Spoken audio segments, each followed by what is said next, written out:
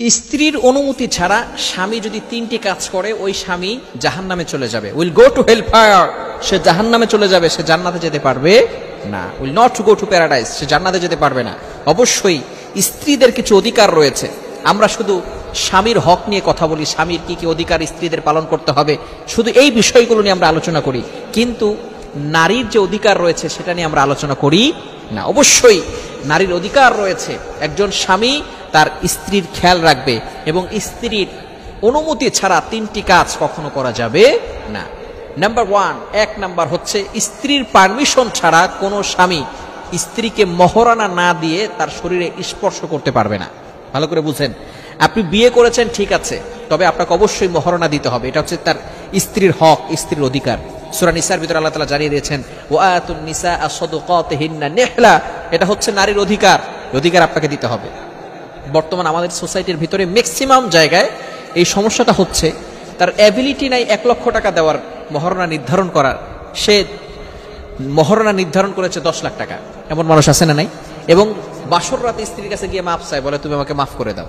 খবরদার, এই ধরনের মাফ চাওয়া স্ত্রীর কাছে যাবে না। চাপে ফেলায়া এরপরে স্ত্রীদেরকে এইভাবে মাপ পাওয়া, এটা কিন্তু ইসলাম সাপোর্ট করে না। এটা হচ্ছে স্ত্রীর হক, স্ত্রীর অধিকার, আপনাকে দিতেই হবে। আপনার যতটুকু অ্যাবিলিটি আছে, অ্যাবিলিটি অনুযায়ী আপনি আপনার মহরণা নির্ধারণ করবেন। যদি 1 লক্ষ টাকা হয় 1 লক্ষ টাকা ধরবেন, যদি 2 লক্ষ টাকা দিতে পারেন 2 লক্ষ টাকা ধরবেন। প্রথমেই আপনি সবকিছু দেওয়ার চেষ্টা করবেন। হ্যাঁ, যদি আপনি দিতে না পারেন তাহলে অবশ্যই স্ত্রীকে বলতে হবে আমি তোমাকে এটা পরে দিব। স্ত্রীর গায়ে স্পর্শ করা যাবে না অনুমতি ছাড়া। অবশ্যই এখানে মহরণা দিয়ে তারপরে অনুমতি নিয়ে তাকে স্পর্শ করতে হবে। যদি মহরণা না দেন তাহলে অনুমতি নিতে হবে, বুঝতে পেরেছেন? অনুমতি নিয়ে তারপরে তাকে স্পর্শ করতে হবে। নাম্বার 2, দ্বিতীয় নাম্বার হচ্ছে কিছু সম্পদ স্ত্রীদের নামে থাকে, কিছু সম্পদ নারীদের নামে থাকে। যদি কোনো স্বামী স্ত্রীদের সম্পদ তার অনুমতি ছাড়া সে ভক্ষণ করে তাহলে সে গুনাহগার হবে। যদি স্ত্রীর সম্পদ হয় তাহলে অবশ্যই ওই স্বামীকে স্ত্রীর পারমিশন নিয়ে তারপরে সেই টাকা খরচ করতে হবে।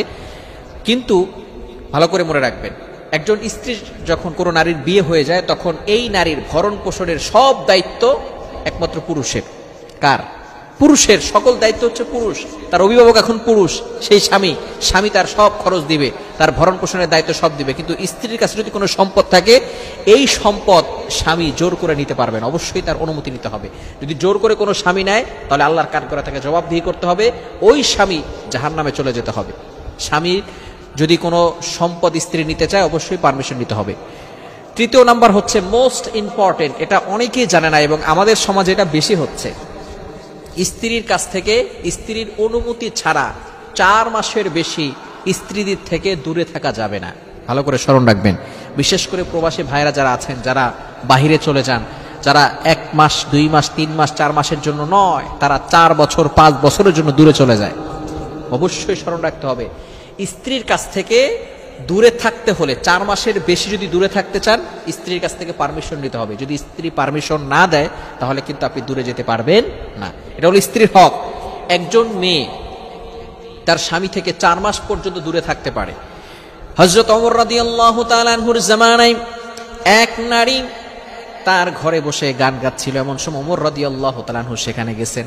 যাওয়ার পরে সেই নারী যখন গান গাচ্ছিল, গান গাওয়ার পরে কেন গান গাচ্ছিল? তার স্বামী নেই। বিশাল বড় ঘটনা, আমি সংক্ষিপ্ত আকারে বলছি। ফাইনালি যখন স্বামী নাই, এই জন্য স্বামীর কষ্টে গান গাচ্ছিল। এবার বলছে যে ওমর এই জন্য দায়ী। কেন? ওমর আমার স্বামীকে যুদ্ধে পাঠিয়ে দিছে, 1 বছর ধরে তার কোনো খোঁজ খবর নাই। এবার ওমর রাদিয়াল্লাহু তাআলা নিজে তার বাসায় গিয়ে হাফসা রাদিয়াল্লাহু তাআলা আনহা, ওমর রাদিয়াল্লাহু তাআলা আনহুর মেয়ে হাফসা রাদিয়াল্লাহু তাআলা আনহা, তিনিও নবীজি সাল্লাল্লাহু আলাইহি ওয়াসাল্লামের স্ত্রী ছিলেন।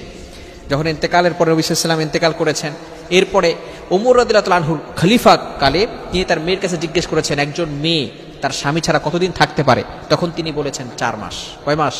লিল্লাযিনা ইউলুনা মিন নিসাইহিম তারাব্বুসু 4 আশহুর, কোরআনেও এটা বলেছে। সুতরাং 4 মাসের বেশি আপনার স্ত্রীদের থেকে যদি দূরে থাকতে চান অবশ্যই স্ত্রীর কাছ থেকে পারমিশন নিতে হবে। যদি আপনি পারমিশন না নিয়ে দূরে থাকেন তাহলে ওই স্ত্রী যে কষ্ট সহ্য করতেছে এজন্য আপনাকে জাহান্নামে যেতে হবে। আল্লাহ তাআলা আমাদের সকলকে এই বিষয়গুলো বুঝার তৌফিক দান করুন।